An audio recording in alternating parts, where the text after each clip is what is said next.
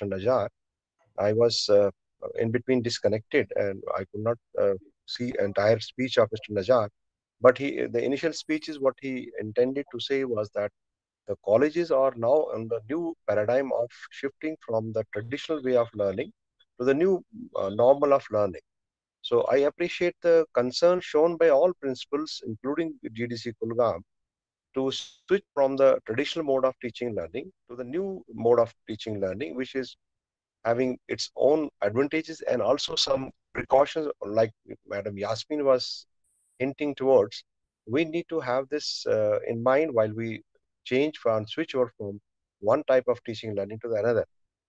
But this, I must say that online teaching now is the talk of the day, and it is the only solution which is coming in way during the COVID times. And the advantages of this type of teaching learning are enormous, and teachers and faculty and other students also have found it's handy to take on the classes or reach out the teaching materials or even ask the question answer and clarification from the tutors and mentors. The advantage is that this potential is now recognized in the new education policy, wherein online mode happens to be one of the focus areas of education planners.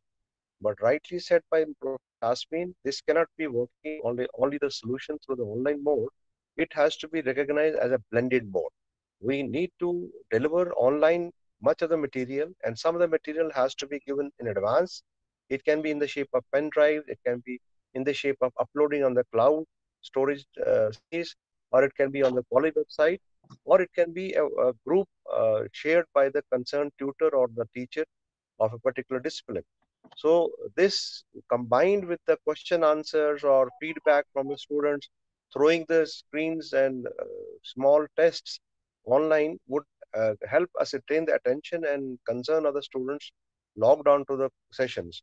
It should also help us in reaching out a large number of students sitting at the distant places. The online mode also helps in us reaching to the modules which otherwise student may have chance only to go physically and attend during a time. But with this type of diversification of teaching methodology, while the student is enrolled in a particular course, he has an option to even get enrolled in some other courses which may add to his learning outcomes. But the blended mode would be required because in many of the subjects, like Yasmin was saying, the subjects which require practical knowledge or practical experience of the children to undertake some of the field works or some of the experiments to be undertaken, or some of the language courses, which language course is not very well being understood by the children while they are on the online mode. They need to have the case studies done. They need to have some project work assigned to them. Then only the concept clarity would be there in the children's mind and learning outcomes. I do appreciate that now that we have colleges e-content of most of the subjects, and it's available for the for semester first, and other semesters are in the making. By the end of December, entire curriculum of the college and undergraduate level will be available to the college principals and the students to leverage upon. This will help us in getting the uh, methodology of teaching transformed by uh, from the class tutoring to the self-learning mode. Well, we have the self-learning mode of students. This will be a new paradigm shift in helping us develop critical thinking in the minds of the children, who would be actually having more clarity on the subject and concept plans. And now the new education policy is laying stress on continuous assessment and also assessment by various methodologies, not only on the academic rote learning or understanding the concepts, but also on the overall concept clarity.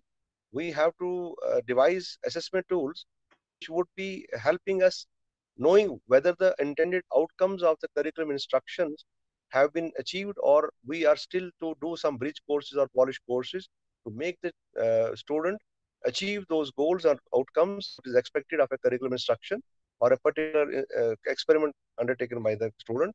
Now the stress is being laid on the project work based learning so as to have the real immersion effect of the education scenario in colleges and universities.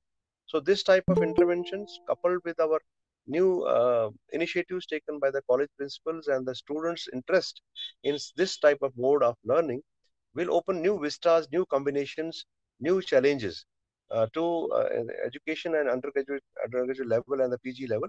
And definitely, this methodology has more advantages and less of that disadvantage as well. The tutors have to be rising to the occasion, understand what best can be leveraged out of the online education, and what are the pitfalls which need to be plugged in, so that we really make good use of these tools and also help our students navigate their career progression.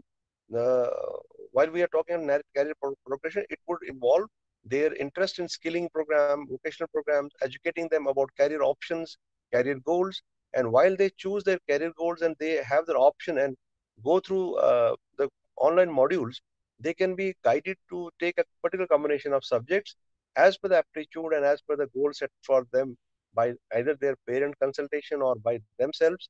And there, those goals can be easily achieved and navigated while we are switching from the regular our regular mode of classwork education instructions to the blended mode of online as well as offline, where we can have face-to-face counseling, face-to-face interaction, doubt clearing, and some of the examinations can be having the modules of giving a project work and also giving assignments on weekly basis, then assessing to the multiple choice questions, and also on the basis of the terminal examination or semester examinations, which will be we can have the same connotation as it used to be having the classroom model, but with the lesser scoring, maybe 30 to 40% scoring can be on the traditional mode. So we should see what advantages are getting by switching to the new mode. We cannot whole hog get onto the new model. We have to blend it and slowly evolve, seeing the advantages and also plugging the loopholes, so that we really achieve the objective of transmission from current learning methodology to the new methodology. I congratulate the team of IQAC of Kulgam College to take this initiative, and I wish them success to further succeed in their objectives of transformation. And wherever we have to bridge the support, we will come with the support from my side and from the directorate level or from any of the nodal principal's office to help the capacity building of the faculty, or to help build the teaching learning resource of library or the e-content, or even provide support for their hosting of the content, or even their exchange program with the institutions where the online mode is very popular and have yielded results. They must be seeing that we would like to have some modules on professional development, and students given option to choose from those developmental modules. And ultimately, the aim is to help students in getting their educational pursuits on those as per their aptitude map, and to achieve the graduate aptitude goals what have been set by the uh, Ministry of MHRD and the Government of Jammu and Kashmir. I must thank all of you who have participated. I cannot be with you for long because I have other works to attend during the day and subsequent time. I wish all the workshop participants a success. I wish that I should be with you for the 5 to 10 minutes to listen to Mr. Afroz Shah, who has been very kind to latch on to us from a very distant place of Brunei. I would like to listen to his speech, and then I can uh, keep on doing my work, and the workshop can continue. Thank you very much. Thank you very much. Thank you, sir. Thank you so much. It was really an enlightened speech. Under your noble guidance, definitely we hope that the department will progress by heaps and bounds. It would be one of the best departments, in the whole country. And your good self will lead the higher education department, and it would be an exemplary for the rest of India. Thank you so much. Instead of your very busy schedule, you joined us from the Srinagar. Thank you so much. Now, I may request my colleague, Professor Zohar Ahmad Lone Saab, to offer vote of thanks for the inaugural session. Professor Zohar Ahmad Lone Saab.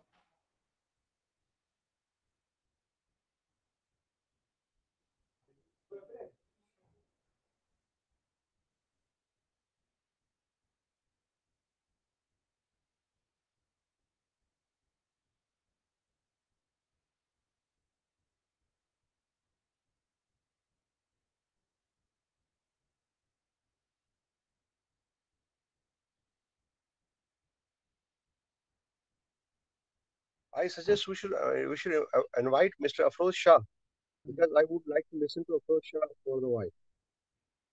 Mr. Afroz Shah should be invited for a speech, then we can conclude the session and other part of the session can continue. I request Mr. Afroz Shah to be invited for the speech, what he needs to speak about the. A very good morning to one and all. To present today's vote of thanks, appreciate and welcome the efforts of Higher Education Department for implementing technology in education. This has been an initiative, especially during the tenure of Janab Talat Parvez Sahab, where higher education has taken a lead over all other sectors. We are highly thankful to Janab Talat Parvez Rohila Sahab, who is the Commissioner Secretary to Government Higher Education Department, for sparing their valuable time despite their busy schedules. They have given us time on a very short notice. We are highly grateful to have you in this virtual meeting, sir. Professor Dr. Yasmin Ashai ji, who is the nodal principal of all the colleges of Kashmir Valley, we are very highly thankful, ma'am. Despite the short notes, you have been kind enough to give your precious time to this college. I am thankful to Principal Government Degree College Kulgam, Professor A.R. Najar Sahab, who has taken this initiative, and I take it as a Teachers' Day gift on this 5th September for all the learners and teachers who are connected with us in this seminar. We are thankful to all the participants and all the speakers who will be deliberating throughout this seminar today. We are thankful to the organizing committee of GDC Kulgam. Thank you, sir. Thank you all.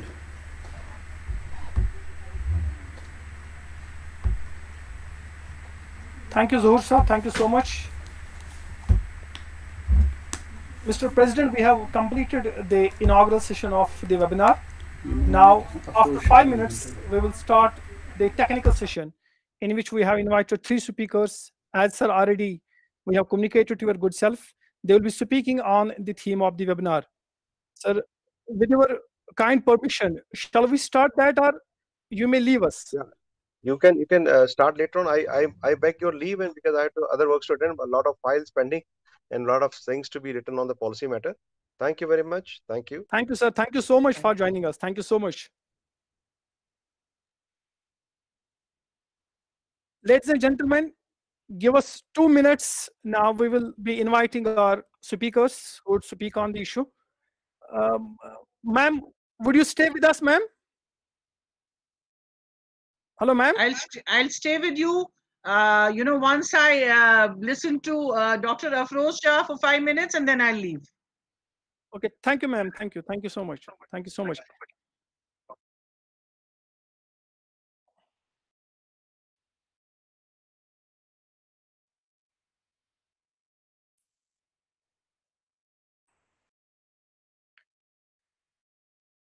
Ladies and gentlemen, we will start the first only technical session we have for this webinar. We have with us Dr. Afroz Shah, who is faculty at University of Brunei, Darul Islam, Southeast Asia. I request him to start the proceedings and to start delivering his lecture on the theme. Please, Dr. Afroz Sahab, over to you.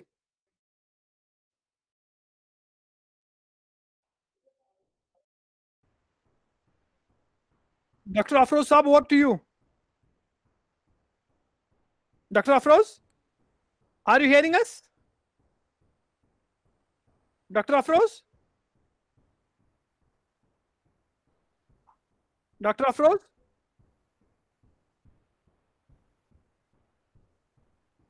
Dr. Afroz, are you hearing us?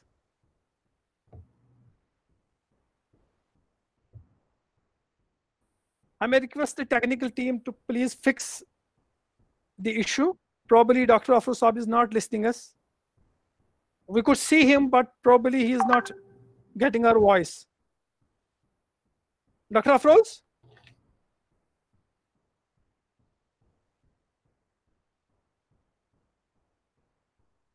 Maybe we might have lost him. We may try to reconnect with Dr. Afroz.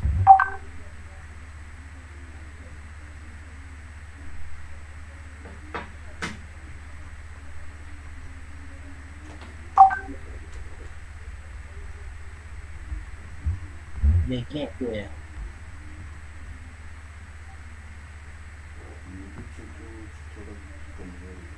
Dr. Afroz, could you hear us?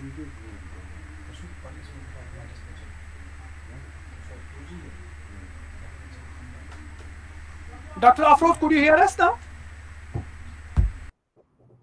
Can you hear me? I'm not really sure. I can't hear Dr. Yeah, you're audible now. You're audible now. Please start. Please start.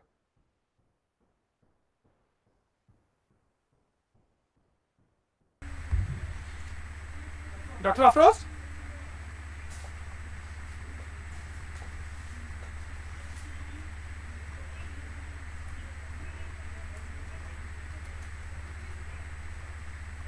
Dr. Afroz, could you hear us now?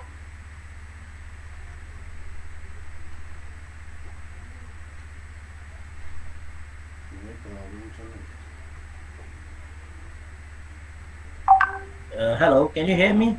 Yeah. It's audible now. Please start. Okay. Okay. So, just wait. Okay. Sure. Let's do it here.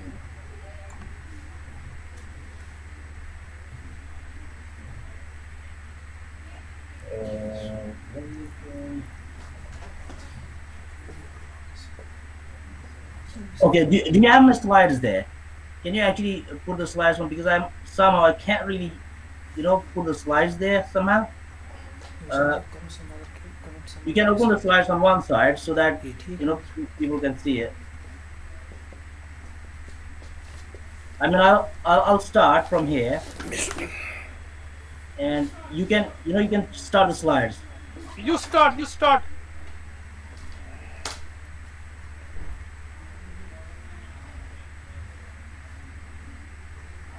So just let me know when you're ready. I can start.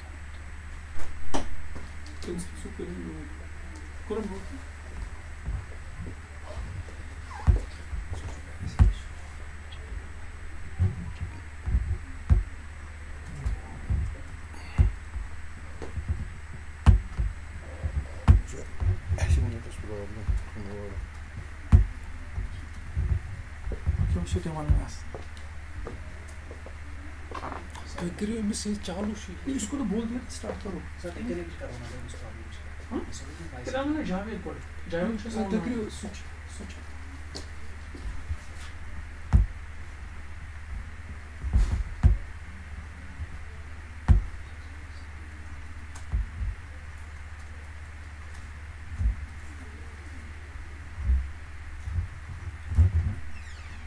Dr. Afroz, please start. Dr. Afroz?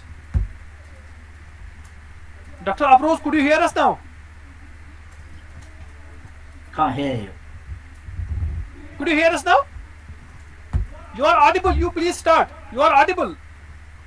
Dr. Afroz, you are audible. You start. I'm sorry, I can't hear you. So what it seems to be like, if there's a problem, you can, I have given you the pre-recording, so you can start that, because I cannot hear anything. No, we are listening you. You start. Sorry. We are listening you. We are listening you. You start. Dr. Afroz, we are listening you. You start.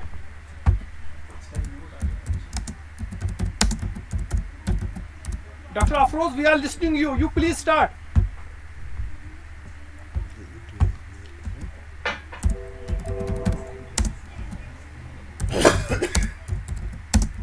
Dr. Afroz?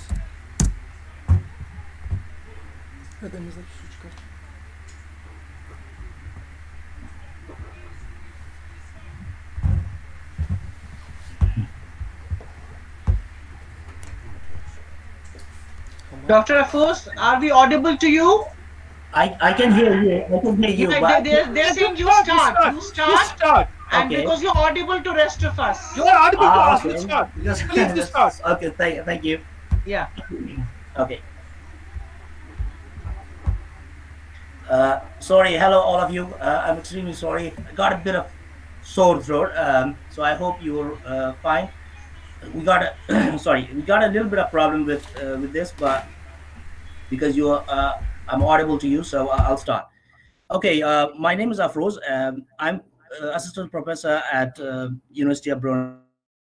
I'll be talking a little bit about how we can live with COVID lockdown. So, as you can understand that there are two choices. Either we discuss problems, as you know, or we straight away go to solutions.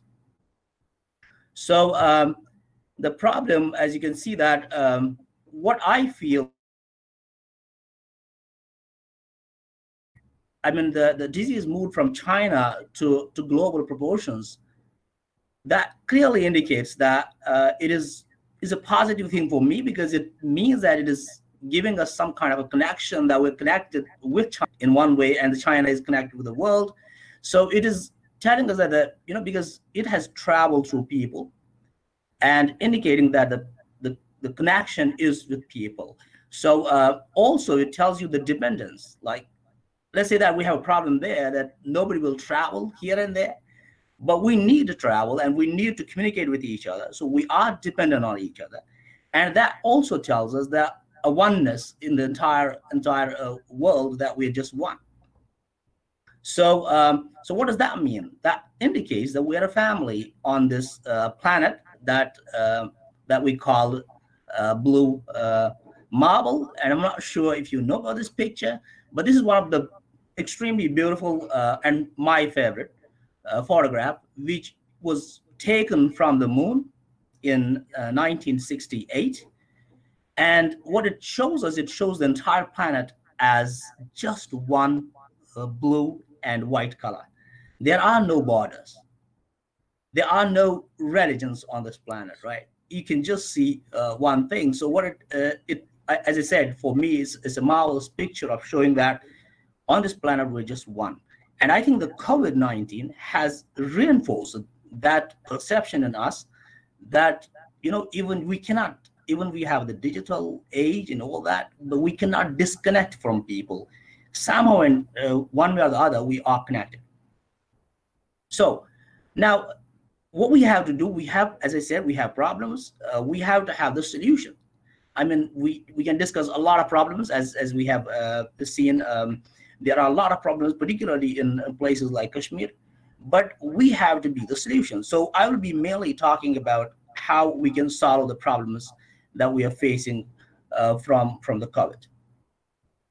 Now, the first problem that we have seen is internet problem, right? So particularly in Kashmir or any region which has, which they do not have resources, or because of the multiple problems, the internet speed is really slow. And I think today, while we're talking, I'm really not sure whether you can hear me or not. But see, we do have the problem of the internet, and we have to solve it. Now, how can we do it?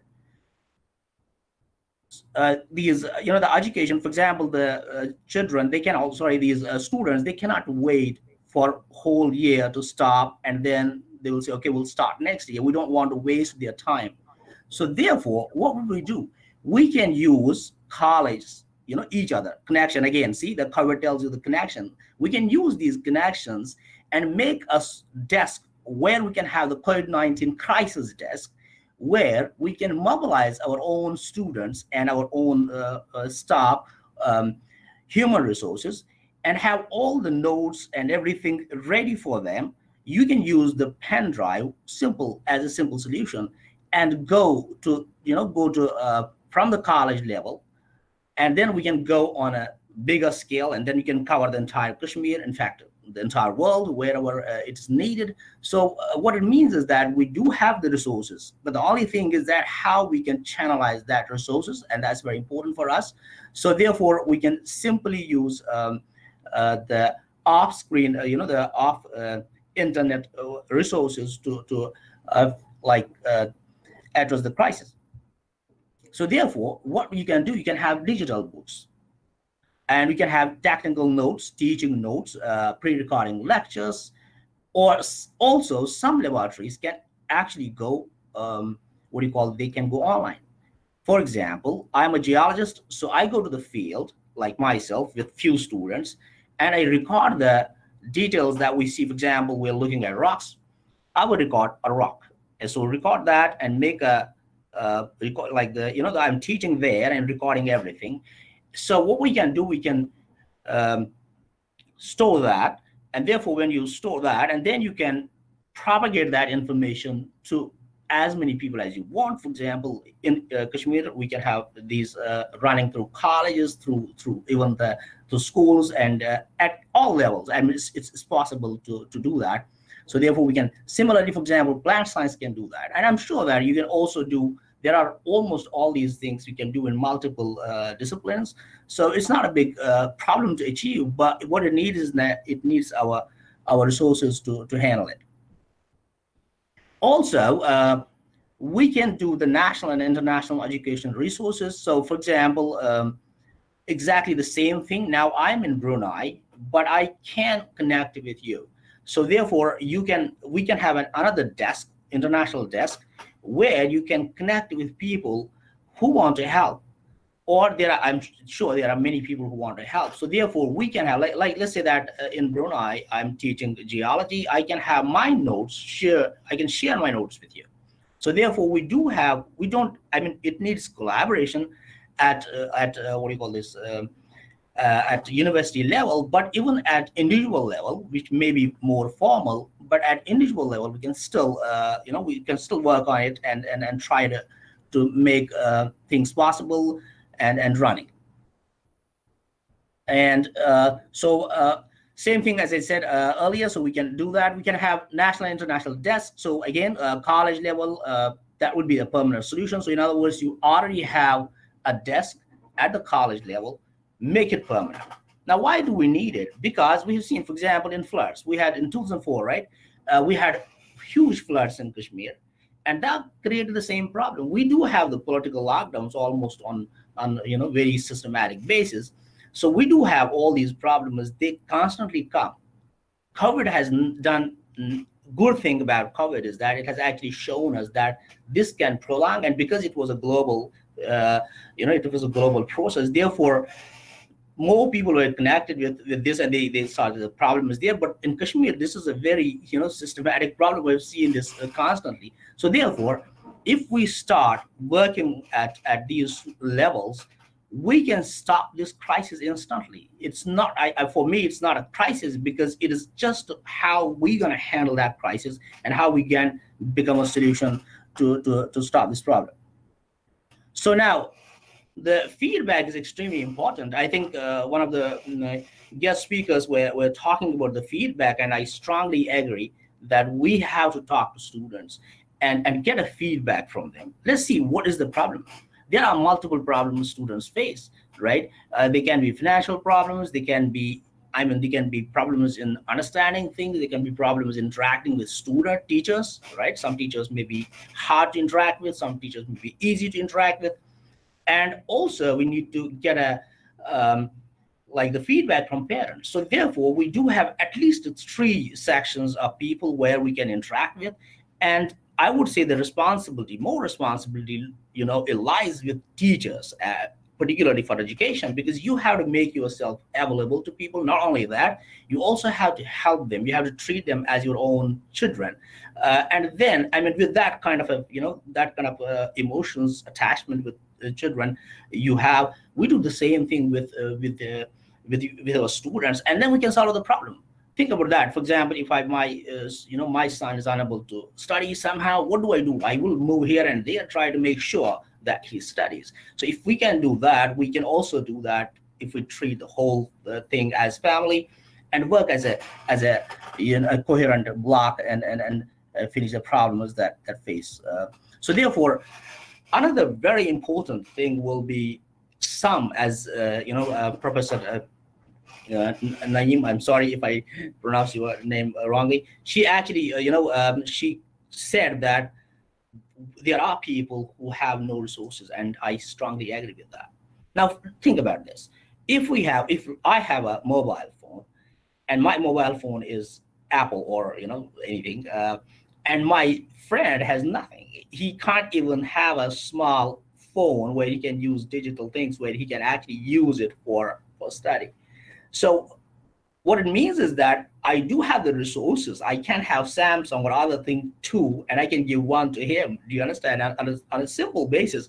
So the thing is that, well, we have to think about where we are putting our resources. If we do have money, we exactly can do that. We can do that at individual level. Our students, our neighbors should not suffer. So the education is not just education is it actually starts from us. Education means that how you are responsible, not like how much grade you got. Is the responsibility lies at us in learning things. So therefore, what we can do, we can have this crowdfunding. So in other words, we can donate. It can be as little as 1 rupee, right? Or as I said, so we can have this crowdfunding. I don't know how it works in government, these institutions, but let's say that we can actually do that. I'm sure that there's a way to do that, at least from university, from college level to the university level, or on big scale. So therefore, we can handle it. We can handle the problem that people have some needs. For example, I tell you, from IIT Kanpur, where I did my uh, um masters, we do have, they always contact us that you want to fund. So there is the people who have the network of people who have studied in that institutions, they are still funding. There's a very, I mean, almost all institutes have this. So therefore, we can also start some crowdfunding from all people, or from people who are connected to that institution, and try to make that permanent solution for people who are needy, not just because of the COVID, but because of the problems. There are people who are poor. We have to accept that. There are people who are marginalized. There are people who need our help. So therefore, we can keep these covered as an opportunity for us to open and be the solution for this. So therefore, we can also make this voluntary payment. For example, you can if you give me some money, and I'll say, okay, after 3 years. You've given me this much amount, so for to buy a phone or something. When I get a job, I'm going to give it back to you. That can be a sustainable resources. We're not just putting pressure on some people to donate, but it can be a sustainable source, right? And I think that's it from me. Thank you very much for connecting with me. I'm sorry because of this. Yes, I lost the track of what I was saying in the initial stage. But I'm very extremely thankful to people who have organized this this web series. I'm extremely thankful to particularly the whole organizing committee, and we have Muhammad Yunus, Dr. Muhammad Yunus, and also principal, and we have guest speakers who were with us. So I'm extremely thankful to all of you for giving me an opportunity to connect with you. I do also have the video that I sent initially. So if you want, you can share that also with the students later. And thank you very much. Bye-bye. Thank you, Dr. Afroz.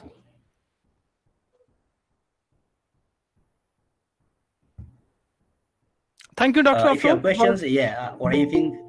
Thank you, Dr. Afroz. It was people. nice to hear you from there. Now we have another speaker. I would request now Dr. Jawad Iqbal of Department of English, South Campus, University of Kashmir, who has done his PhD from Ohio University, United States of America. Dr. Javed? Hello, Dr. Javed?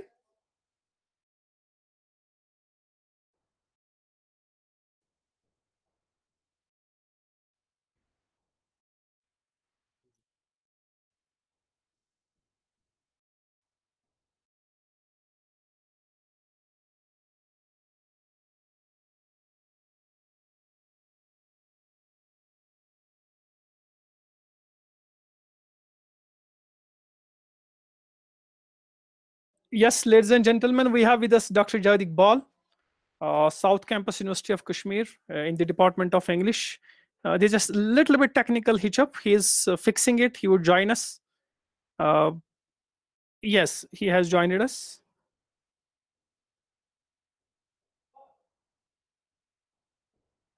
Dr. Javed?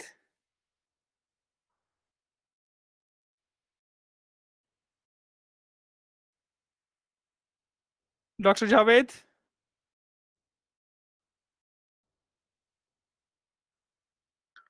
Please bear us for a while. The speaker is joining us.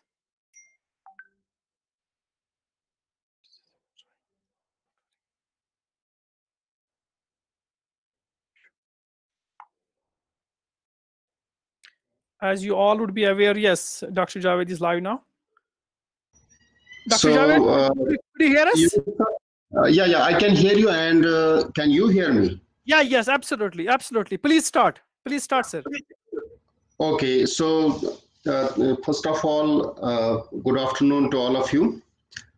And I'm very glad, and I'm glad that you have, made this effort to congregate all of us from different parts of Kashmir, as well as we have one international participant also, Afroz Saab. So glad to see him after a long time. And I would also like to thank other people, but I guess they have already, left us. But anyway, in absentia, my thanks to them as well. Talat Parvez Rohela Sahab for sharing his views on this on online learning mode, and then also Professor Dr. Yasmin Shah ma'am. Thank you to you as well. And Principal Sahab for providing us this time and platform to share our views on this important topic. And above all, Yunus Saab, glad that you asked me to speak something on this topic, though there are very experts on this, but thank you very much for giving me this opportunity. So what I will do is thinking about online learning and online mode. I will first of all start with an academic anecdote which happened last year. As you know, I belong to English Department, University of Kashmir, Satellite Campus, South Campus, and I have been teaching here for the last 13 years. And so last year, what happened is the Directorate of Internal Quality Assurance team came to our campus. And as is the routine, they took feedback from students, asking students different questions, which is very confidential, which is a very good thing to happen. And they took the feedback and then they processed it, worked on it, and they came out with some result which was not shared with us, the dean of the school. Then later on in a meeting we were given these individual envelopes in which we got what kind of feedback we had received from the students. Now interestingly, there was one thing which was common to all teachers from the side of the students. Most teachers had done well on all the parameters that were set by Directorate of Internal Quality Assurance. But there was one thing which Dean ma'am pointed out, in which all teachers had got 0. And what was that? There is a column which says how much technology did teacher use in the classroom. And believe it or not, everyone had got 0. Every teacher had got 0. I mean, we are some 12, 13 faculty members cutting across all campuses.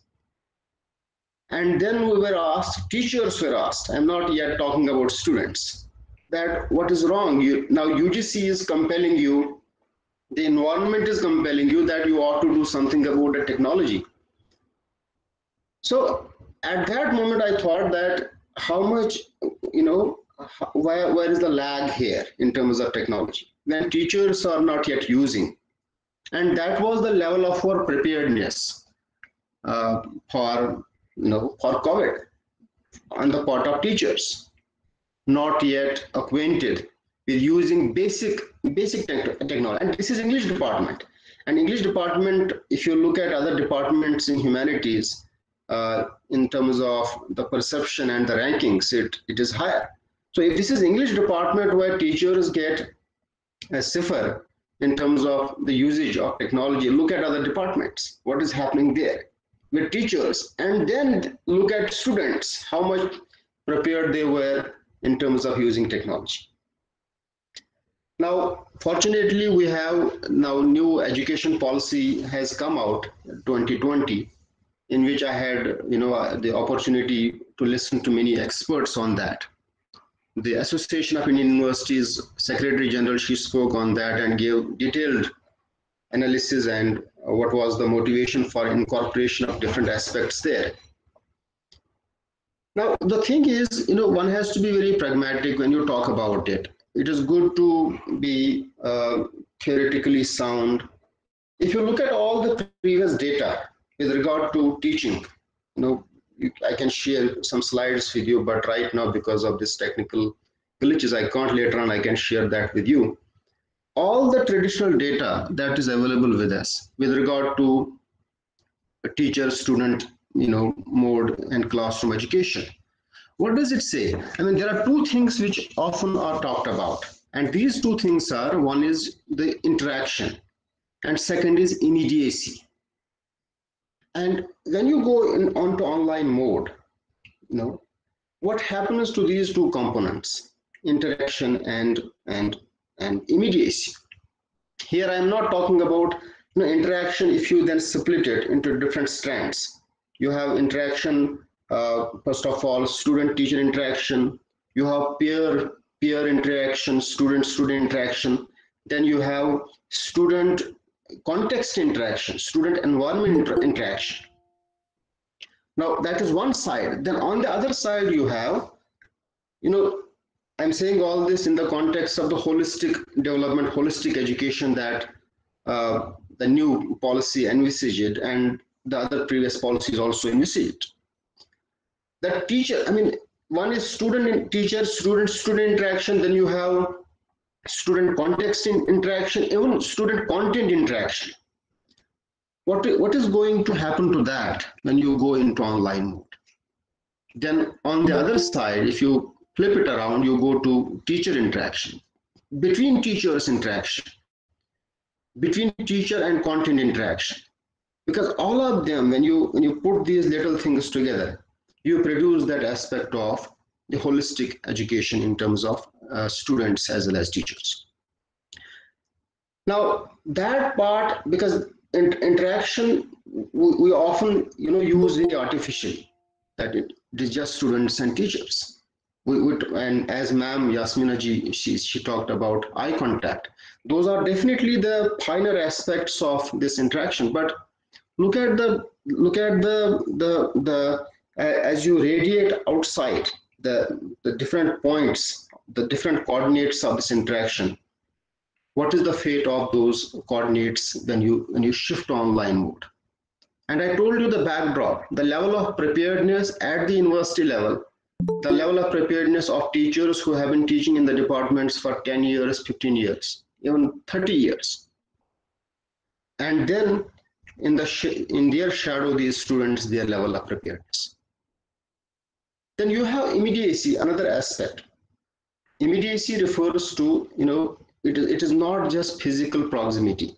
You have psychological closeness with students. How do you do that psychological closeness? Even inside classrooms, we have issues, with regard to that psychological closeness with students because of a host of issues. We cannot digress into those issues like intake capacity of 60 students, then you have how much of individual attention you can pay to those students. Those problems pre-existing. Over and above them, you have now this aspect of this developing psychological closeness as motivation for student satisfaction. Now, in the context of them, I don't want to sound entirely pessimistic. We did our postgraduate department of English, we had PhD interactions. We conducted interviews of students who were shortlisted for PhD program. And by far, the selection that was done was very satisfactory. The best candidates were selected for the program. Not only that, the scholars who had to present, I mean, chapter-wise presentations we have in the department, and those presentations were also successfully completed. Now, you also have to look at, I was recently reading this new national policy on education and had the opportunity to hold some programs on that, had a detailed, reading in between the lines, that policy. If you look at it, it has 4 components. One is the school level component, the higher education level component. Third is the implementation component. And within the implementation component, you have this sub-component which talks about the future challenges of education, especially pandemics. So, and in that, it lays out various strategies, various techniques that have to be adopted by the different institutions of learning. Look, for example, digital infrastructure, digital divide, equitable, access to technology, training of teachers in this aspect, all of them have this objective, with this intention that we have to leverage technology for future. It would not be possible. So those are now acknowledged. But moving away from the national issues, like global issues of pandemics or the problems that we have at the national level, in Kashmir we have something worse than COVID, which is looming over us for over 7 decades now, and it is becoming worse with each passing year. So we have something worse than that. So we need to ignore, for example, for 5 minutes what COVID has done to global education system. We need to first of all think about what was 2016, 2014, the floods, and even before that. We have seen that. So our institutional system, in fact, once I wrote an essay about conflict education system, which presumes a sort of boundary between the conflict education system and what lies beyond conflict education system. So in that direction, the university, what it had done is e-content was uploaded on the websites. But then in 2014 and 2016, we did not have that online mode, in spite of having invested a lot of money into the digital infrastructure development. We recently had a debate on this, that if so much had been invested in this sphere, what is the progress? Where is the accountability on that? Why have not the departments been connected so far? Why have not been the students trained in this direction so far? Because even if you start doing these things, what is the level of technical prowess in terms of students? So I think, we have to now not only upgrade our technological prowess, we have to think that probably we are living in something worse than COVID and may live in the same state for a longer period of time, and upgrade our level of preparedness in this direction. Maybe what can be done using some other conflict zone as a model for harvesting technology for educational dissemination. That can possibly be done. I want to add one more point. We often talk about using online. There are some finer aspects also to it. One is, for example, the issue of gender. Research shows that, if you have boys and girls in a classroom, they don't react or respond in the same way, because there is different neurological programming which allows different ways of channelizing responses to a particular event or academic event. We often find that girls being more collaborative, I'm saying in a general manner, it is not a categorical statement, and boys being more competitive. And you have boys being more open and vocal and sharing out, but on the other side we have more, more wary, more cautious responses. What do we do in terms of that? So online learning with regard to gender, that aspect, this is just one. There are scores of other dimensions that need to be carefully looked at. And as Yasmina ma'am also was saying, the mentor mentee, because it is no longer the instructor and the student. It is no longer that kind of education. We have mentor mentee. And by the way, you have this new national policy in education. It says one important point, which is the idea of flipped classroom. What does a flipped classroom mean?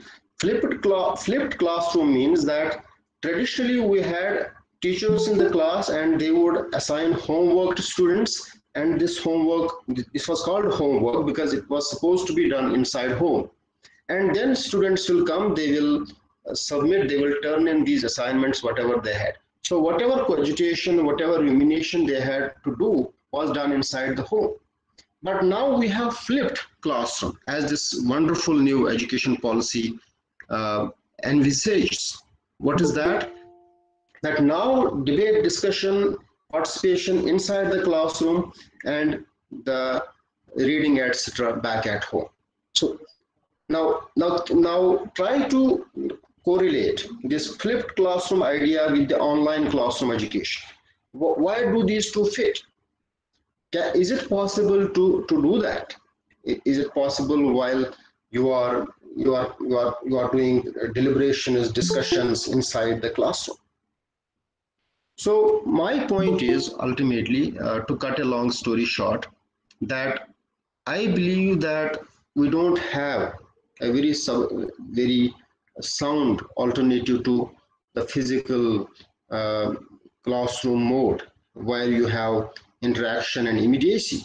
But that is not an excuse to actually sit down and relax until COVID is over and we will go back to classrooms. Now is the time to actually harvest whatever is available. No doubt we have certain disciplines which have been outlined where there are problems with regard to online education, medicine, engineering, etc. Even in that case, people are discussing that we can resolve it to some extent. But humanities, social sciences, I think there's a lot that can be done through online learning. And I see, as Afroz Saab also said, COVID as an opportunity. Because for once I feel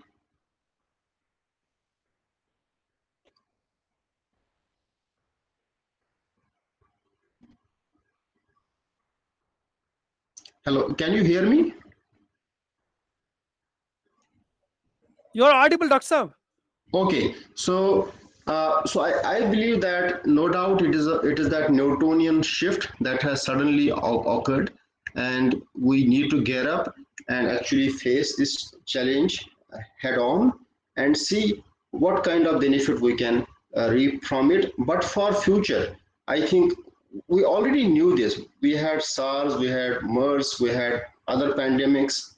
But the thing is, it demands that visionary leadership as well as support in terms of financial resources.